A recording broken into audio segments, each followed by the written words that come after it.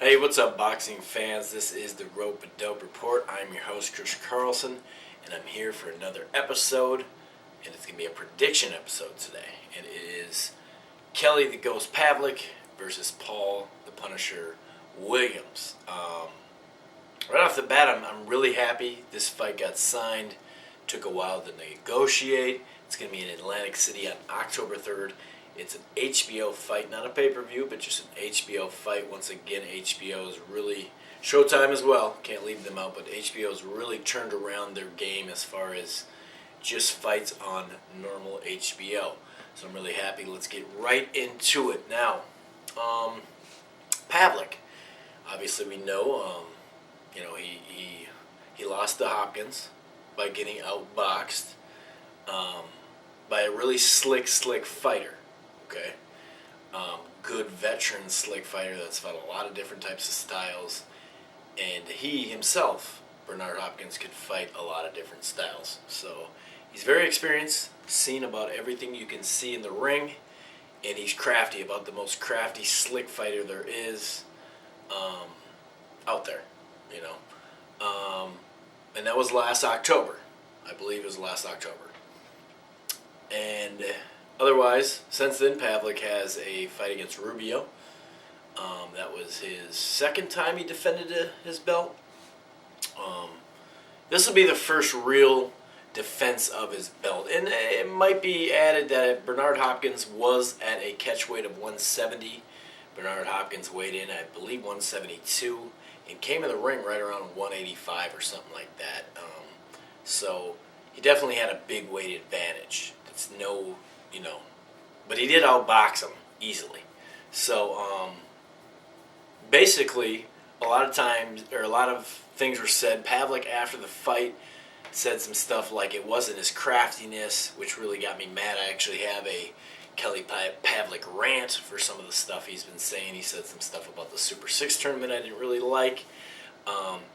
But to say it's not because of Bernard Hopkins' craftiness, he was too crafty to figure him out, and it was more because it was him and his health and his elbow.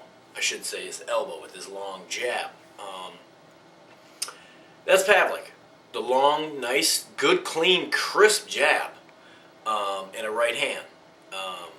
Use angles on him, lateral movement. You can basically outbox him, or at least Bernard Hopkins was able to do that.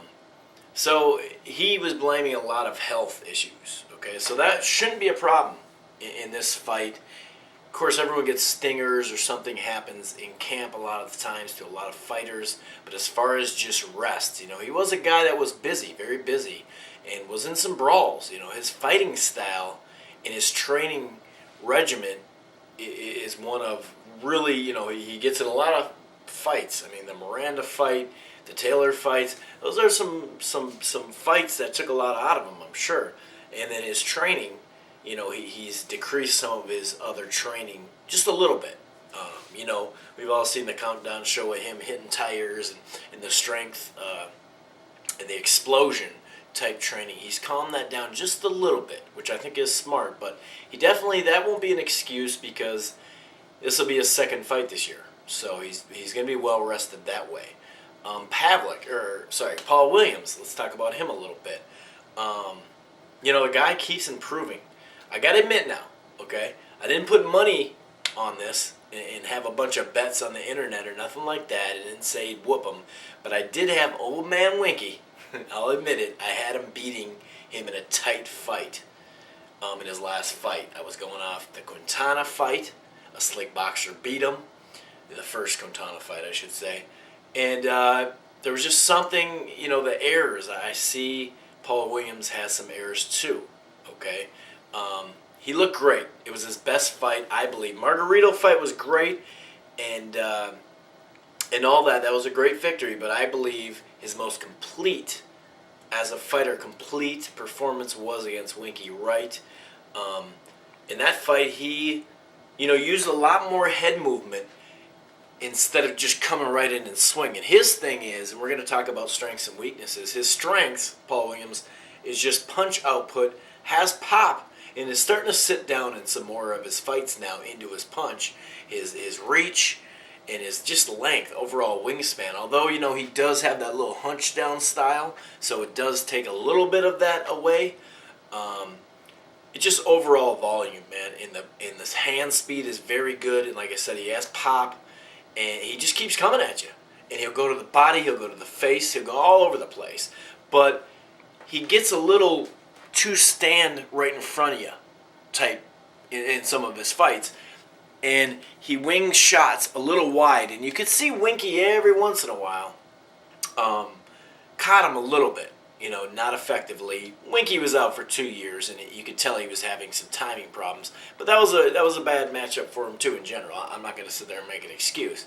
I just got to be honest that I thought it was a pick'em type fight. I didn't think it'd be a blowout. I thought Winky would give him a better fight in that fight.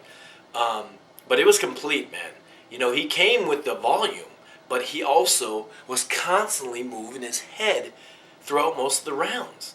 And not only that, but he boom, boom, boom, and kind of move out to the side, kind of reset, and then boom, boom, boom again. Something that, even though he did get caught a little bit with some of his wide punches and just, you know, and that type of thing, he tightened that up.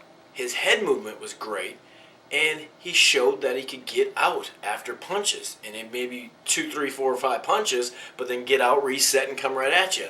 And I don't mean a full reset. I just mean like ducking out and then coming at you from a side angle.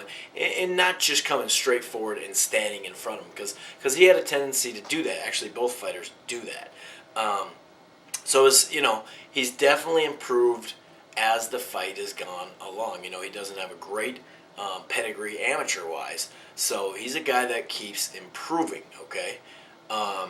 Pavlik, you know, like I said, his problem is he can be outboxed. Now, I hear a lot of people saying, you know, Bernard Hopkins did that to Kelly, that. I've heard it on, you know, some comments, and I've also heard it on some forums, but I'm not ready to put Bernard Hopkins and Paul Williams in the same sentence, mostly because just being a smart fighter and a veteran fighter, Bernard Hopkins is much more crafty, okay? And not only that, but he can box going backwards, okay?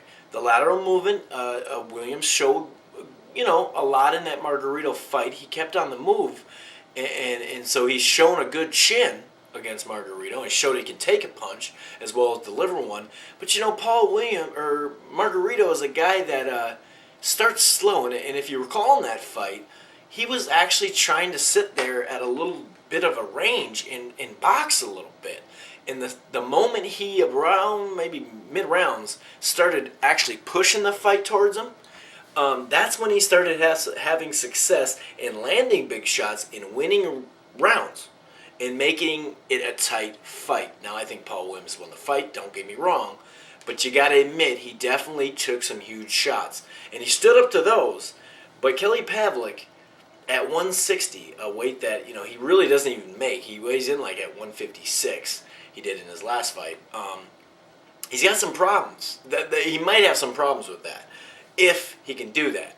Now, he can do lateral movement, which he showed in the Margarito fight, but I just don't think it's going to be just a straight boxing lesson. I did hear George Peterson in his camp, his trainer and manager, say that Pavlik's got a China chin, meaning, you know, he doesn't have a great chin.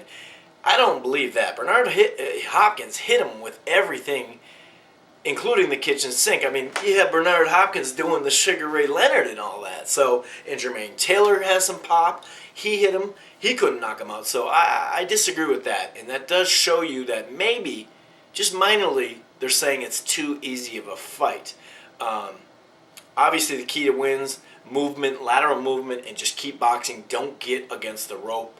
And Pavlik, you know, we're going to see if he's made any adjustments. I do have, I'm running out of time here, I do have Paul Williams winning this fight as long as he stays smart. And we're going to see how well he can circle the ring the whole time.